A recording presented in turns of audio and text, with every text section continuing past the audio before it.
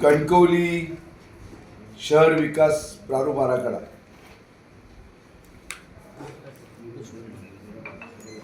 26 February 2026ला Kankavli नगरपंचायतमध्ये प्रसिद्ध झाला आणि 30 दिवसाची मुदत त्या निमित्तानं सगळ्या शेतकऱ्यांना ज्यांना याबाबतच्या हरकती घ्यायच्या आहेत, आक्षेप घ्यायचे आहेत, ज्यांना काही सूचना करायच्या आहेत, तर त्याबाबत 30 दिवसाची मुदत देण्यात आली होती. ही 30 दिवसाची मुदत ही येणाऱ्या 27 मार्चला त्या ठिकाणी पूर्ण होते आणि या 27 मार्चला आज तारीख 25, 2 दिवसाचा अवधी त्या ठिकाणी शिल्लक राहिलेला आहे. उद्या रामनवमी आहे, सुट्टी आहे आणि 27 तारीख ही अखेरची 30 दिवसाच्या मुदतीतली वेळ आहे. तरी मी माझ्या कणकवली शहरातल्या सर्व नागरिकांना पुन्हा एकदा पत्रकार परिषद घेऊन त्या ठिकाणी आवाहन करतो की आपण या 2 दिवसामध्ये ज्या या विकास प्रारूप आराखड्याच्या संदर्भामध्ये हरकती असतील त्या सगळ्या हरकती लेखी स्वरूपामध्ये नगररचनाकार कार्यालय ओरस, नगराध्यक्ष कणकवली आणि मुख्याधिकारी कणकवली यांच्या कार्यालयामध्ये त्या ठिकाणी रीतसर ती हरकत, ती सूचना किंवा तशा प्रकारचे आक्षेप त्या ठिकाणी नोंदवावेत. प्रत्येक शेतकऱ्याचं जे काही म्हणणं आहे ते त्या ठिकाणी लेखी स्वरूपात त्यांनी द्यावं. खरं तर या सगळ्या संपूर्ण प्रक्रियेमध्ये राज्य शासनाकडे सन्माननीय मंत्री नगरविकास एकनाथजी शिंदे साहेब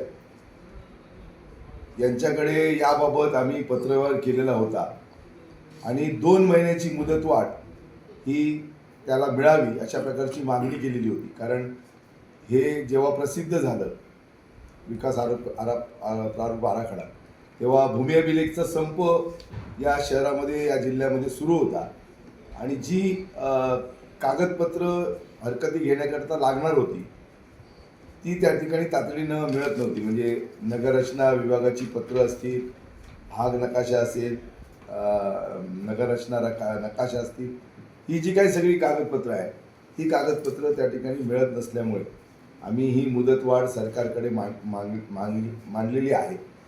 कदाचित 27 तारीखपर्यंत आमची अपेक्षा आहे, कदाचित ती मुदतवाढ मिळेल. पण जरी मुदतवाढ मिळत नसली तरी 2 दिवस आपल्याकडे शिल्लक आहेत. या 2 दिवसामध्ये आजचा मिळून 2 दिवस शिल्लक आहेत.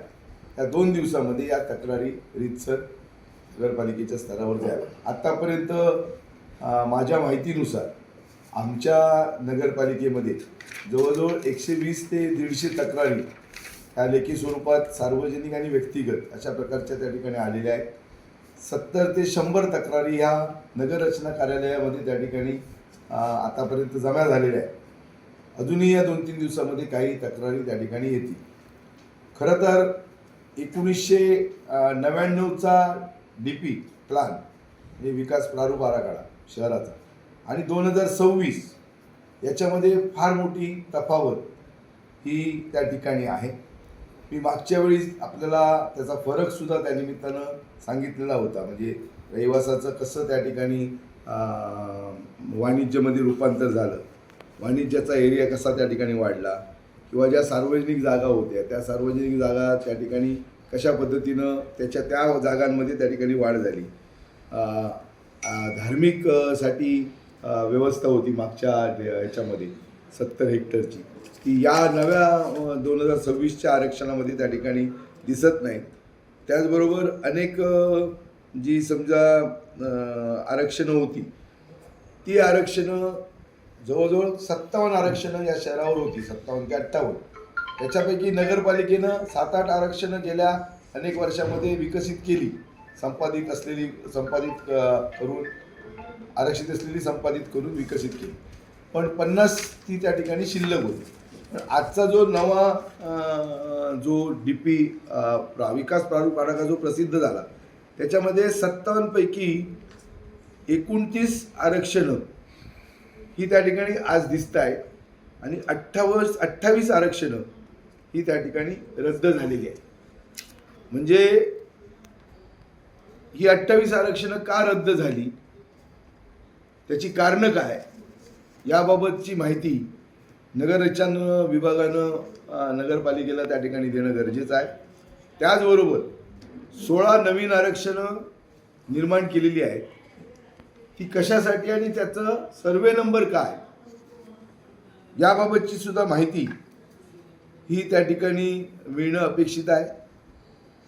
त्याचबरोबर या शहराच्या लागून 2 नद्या प्रस्तावित आहेत, म्हणजे एक जानवली नदी आणि एक गड नदी, आणि त्या निमित्तानं फ्लड लाईन सुद्धा त्या शहरामध्ये त्या ठिकाणी पकडण्यात आलेली आहे. आणि त्यामुळे फ्लड लाईन पकडल्यामुळे नव्या बांधकामांना परवानगी घेताना फार त्या ठिकाणी अडचणी निर्माण होणार, म्हणजे तशा प्रकारच्या जागा त्या ठिकाणी शहरामध्ये शिल्लक राहणार नाही. त्यामुळे त्या फ्लड लाईन सुद्धा त्याचा सुद्धा पुनर्विचार करावा किंवा ते फ्लड लाईन्स त्या रद्द कराव्यात, अशा प्रकारची मागणी आहे. त्याचबरोबर नगरपालिकेच्या स्तरावर आम्ही 3 ठराव या सगळ्या नगरपालिकेच्या ज्या हरकती आल्या जनतेच्या, त्या ह्याच्यामधनं 3 ठराव आपण घेतलेले आहेत. की पहिला ठराव घेतला आहे तो आरक्षण हे रद्द करावं, म्हणजे हा जो विकास प्रारूप आराखडा आहे हा पूर्णतः रद्द करावा, अशा प्रकारचा एक ठराव आम्ही घेतला आहे. दुसरं, याला स्थगिती मिळावी अशा प्रकारचा एक ठराव घेतलेला आहे. आणि तिसरा ठराव, याच्यामध्ये मुदतवाढ मिळावी अशा पद्धतीचा एक तिसरा ठराव या विकास प्रारूप आराखड्याच्या निमित्तानं आम्ही घेतला. खरं तर याच्यामध्ये कणकवली शहरामध्ये या जे हरकती घेणारे जे शेतकरी आहेत, सार्वजनिक पर्पजसाठी असतील किंवा व्यक्तिगत याच्यासाठी जी पर्पजसाठी ज्यांनी हरकती घेतलेल्या आहेत, त्या सगळ्या हरकतदारांची सुनावणी ही कणकवली शहरामध्येच त्या ठिकाणी व्हावी अशा प्रकारची मागणी आम्ही केली. त्याचबरोबर त्यांना नगर रचनामधले कागद, भाग नकाशा आणि प्लॅनिंग नकाशा, हे नकाशासुद्धा त्यांना मिळावेत अशा प्रकारची सुद्धा मागणी केलेली आहे. आणि नगर रचना का विभागाची एक बैठक राज्यस्तरावर आणि जिल्हास्तरावर ही त्या ठिकाणी बैठक व्हावी अशा प्रकारची आमची मागणी आहे. की हा नेमका हा प्लॅन कशा पद्धतीनं तुम्ही त्या ठिकाणी डेव्हलप केलात, किंवा म्हणजे ड्रोन सर्वेनं केलात की स्वतः या कणकवली शहरात फिरून केलात की नगर रचनाच्या ऑफिसमध्ये बसून केलात, हा प्रश्न कणकवलीतल्या नागरिकांना त्या ठिकाणी आहे. अनेक अशा अडचणी आहेत की खाजगी मालमत्ता ह्या सुद्धा सरकारी म्हणून त्या ठिकाणी लाल रंगाच्या रंगानं त्या ठिकाणी दाखवण्यात आलेल्या आहेत. म्हणजे त्या आहेत खाजगी, पण त्या सरकारी म्हणून दाखवलेल्या आहेत. किंवा काही लोकांनी घरं बांधली परमिशन घेऊन, विकास शुल्क भरलेले आहेत, नगरपालिकेचे सगळ्या परवानग्या घेतल्या आहेत, त्याचं घर त्या ठिकाणी सुरू आहे, त्या घरावर सुद्धा त्या ठिकाणी आरक्षण पडलेलं आहे. त्याचबरोबर नगरपालिकेमध्ये अस्तित्वात असणारे जे रस्ते आहेत पूर्वांपार, हे सुद्धा रस्ते त्याच्यामध्ये या विकास आराखड्यामध्ये त्यांनी धरलेले नाहीत. म्हणजे ते जर रस्ते त्याच्यामध्ये दाखवले असते, दर्शवले असते, तर तो रस्ता त्या ठिकाणी त्या डीपीमध्ये आला असता, पण तशा प्रकारचे रस्ते सुद्धा त्या ठिकाणी दाखवलेले नाही. दुसरा सगळ्यात महत्त्वाचा मुद्दा असा आहे की एकच उदाहरण देतो, रहिवास 1999 मध्ये 82.65 हेक्टर जमीन होती रहिवाससाठी, नाही रहिवास ग्रीन झोन 82.5, पण 2026 मध्ये त्याच्यामध्ये 300.1 हेक्टर 0.11 ही वाढ झाली आहे आणि 218.46 हा रहिवास म्हणून दाखवण्यात आलेला आहे. म्हणजे ही नेमकी वाढ कशामुळे झाली? पूर्वी जे 82.65 हेक्टर क्षेत्र होतं ते क्षेत्र आता 218.46 फरकनं त्या ठिकाणी वाढलेला आहे. हा एकच बदल तुम्हाला सांगतो. तर याची प्रश्न, याचे उत्तरं, ही उत्तरं आम्हाला मिळणं अपेक्षित आहे.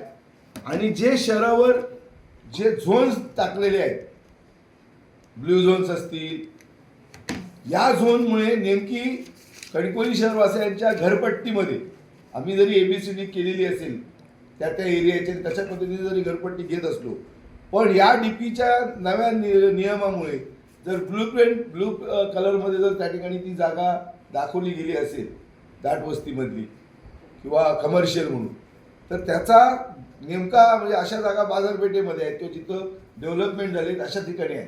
मग आज जी घरपट्टी जी लोक भरत आहेत तीच भरत असताना लोक त्या ठिकाणी त्याला आक्षेप घेत आहेत. जर ती ब्ल्यूमध्ये आली तर ती घरपट्टी त्या ठिकाणी काय वाढ त्याच्यामध्ये झाली तर ती लोकांचा विरोध त्याला त्या ठिकाणी राहणार आहे. खाजगी जमिनी या सरकारी जमिनी दाखवल्यामुळे डॉक्टर मस्कर एक उदाहरण आहे. डॉक्टर मस्कर यांचं पूर्ण हॉस्पिटल हे लाल रंगामध्ये दाखवलेलं आहे. त्यांचं ते खाजगी व्यक्तिगत प्रॉपर्टी आहे पण ती लाल रंगामध्ये दाखवलेली आहे. काही रस्ते त्या काळामध्ये म्हणजे ग्रामपंचायतीच्या काळामध्ये आम्ही लोकांच्या अशी विनवणी करून घेतले होते, म्हणजे पर्याय म्हणून डॉक्टर मस्कर असेल किंवा चिंदरकरांच्या घराकडे जाणारा रस्ता आहे. हा रस्ता आज कुठंतरी 6 मीटर किंवा त्याच्यापेक्षा कमीचा आहे पण ती त्यावेळीची गरज म्हणून त्या ठिकाणी लावली होती, पण तो आज 12 मीटरमध्ये त्या ठिकाणी रस्ता दाखवलेला आहे. जर 12 मीटरमध्ये जर रस्ता दाखवला गेला तर तिथली जी आजूबाजूची घरं आहेत ही घरं पूर्णतः नष्ट होणार आहेत, म्हणजे त्यांना तिथं घर त्या ठिकाणी मिळणार नाही. पण माझं असं म्हणणं आहे की हे जे काय 18 मीटर जे असे मोठे रस्ते दाखवलेले आहेत तर त्याचं अंतर त्या ठिकाणी कमी व्हावं आणि जनतेला जे आवश्यक आहे त्या पद्धतीनं 9 मीटर 12 मीटर किंवा 6 मीटर अशा पद्धतीनं या रस्त्यांचं त्या ठिकाणी DP मध्ये तशा पद्धतीचे रस्ते व्हावेत ही त्या ठिकाणी आमची भूमिका आहे. आणि परत एकदा जी 58 पैकी 29 आरक्षणं दाखवलेली आहे आणि 28 रद्द केलेली आहे त्याचं नेमकं कारण काय आणि जी 16 नवीन आरक्षणं घातली ती कोणत्या शेतकऱ्यावर घातली आणि त्याचं काय याबाबतची सुद्धा निर्णय त्या ठिकाणी होणार आहे. खरं तर 30 दिवसाचा कालावधी आता 2च दिवस शिल्लक राहिलेला आहे. आम्ही नगरपालिकेनं याबाबत ठराव घेतला, याबाबत नगरपालिकेनं पत्रकार परिषद घेतली, आता परत दुसऱ्यांदा आम्ही पत्रकार परिषद घेतोय आणि त्याचबरोबर नगरपालिकेच्या सभागृहामध्ये सुद्धा हा विषय आम्ही ठेवला, त्या विषयावर चर्चा केली आणि आम्ही ठराव सुद्धा तशा पद्धतीचे त्या ठिकाणी घेतलेले आहेत. तरीसुद्धा तो जो वेळ कमी आहे म्हणजे 30 दिवसाचा आणि म्हणून त्या ठिकाणी मुदत वाढवावी अशी भूमिका आहे. शेतकऱ्यांच्या या शहरातल्या अनेक त्या ठिकाणी हरकती आहेत. हा विकास आराखडा शहरवासियांना त्या ठिकाणी मान्य नाही आणि जुने जे रस्ते आहेत जे गेल्या अनेक वर्ष तिथं आपण वापरतो हे रस्ते त्या ठिकाणी DPवर दिसत नाही आणि त्यामुळे अनेक जी घरं आहेत आज त्या घरांना सुद्धा त्या ठिकाणी जाणारा जो रस्ता जो आता आहे पण DPमध्ये नसल्यामुळे त्या ठिकाणी तो दिसत नाही. त्यामुळे त्यांच्या ज्या परवानगीबाबतचे प्रश्न आहेत हे प्रश्न त्या ठिकाणी अधिक जाचक त्या ठिकाणी झालेले आहेत. त्यामुळे तुमच्या या पत्रकार परिषदेच्या म्हणजे माझ्या या पत्रकार परिषदेच्या माध्यमातून आपल्या माध्यमातून मी जनतेला एवढंच सांगतोय 27 तारीख ही पुन्हा शेवटची तारीख आहे याबाबतची हरकत घेण्याची.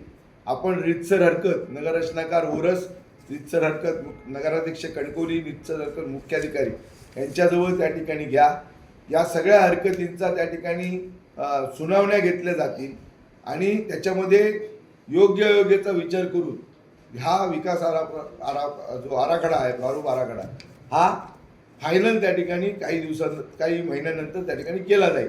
आणि म्हणून प्रत्येकानं जी आपली हरकत सार्वजनिक आहे ती सार्वजनिकरित्या घ्यावी, व्यक्तिगतरित्या आहे ती व्यक्तिगतरित्या घ्यावी, जेणेकरून तुमच्या त्या अर्जाचा विचार त्या ठिकाणी नगररचना त्या ठिकाणी करेल आणि त्या ठिकाणी तुम्हाला तशा पद्धतीचा न्याय मिळू शकतो. आणि आम्ही सुद्धा कणकवली नगरपंचायतच्या वतीनं आम्ही ठराव घेतले, आरक्षण रद्द करा ही आमचा ठराव आहे. दुसरा आमचा ठराव आहे याला स्थगिती मिळावी. तिसरा आमचा ठराव आहे आम्हाला या ठिकाणी मुदत वाढावी. आणि त्याचबरोबर जनतेने जशी हरकती घेतलेल्या आहेत तशाच पद्धतीचा एक पत्रव्यवहार नगराध्यक्ष म्हणून या नगररचनाकाराशी आणि राज्य सरकारशी आम्ही त्या निमित्तानं करणार आहोत. आणि जर याच्यातनं जर त्या ठिकाणी या गोष्टीचा उलगडा होत नसेल तर कायदेशीर सुद्धा कारवाई आम्ही त्या ठिकाणी पुढच्या टप्प्यामध्ये घेऊ. रीट अर्ज जर जागत करता येत असेल आणि नगराध्यक्षांचे जे कायद्याने दिलेले अधिकार आहेत या सगळ्या DP प्लॅनच्या संदर्भात त्या सगळ्या अधिकारांचा वापर करून याच्यावर जनतेच्या बाजूनं कसं त्या ठिकाणी होईल हा आमचा त्या ठिकाणी प्रयत्न राहणार आहे. आणि म्हणून मी परत एकदा जाता जाता तुमच्या माध्यमातून सगळ्या कणकवली शहरातल्या नागरिकांना एवढंच सांगतो की 27 तारीख ही शेवटची तारीख आहे हरकती घेण्याची, आक्षेप घेण्याची. तर त्याबाबतच्या हरकती, आक्षेप किंवा काय असतील त्या सूचना आपण सगळ्या जनतेने, नागरिकांनी त्या ठिकाणी कराव्यात.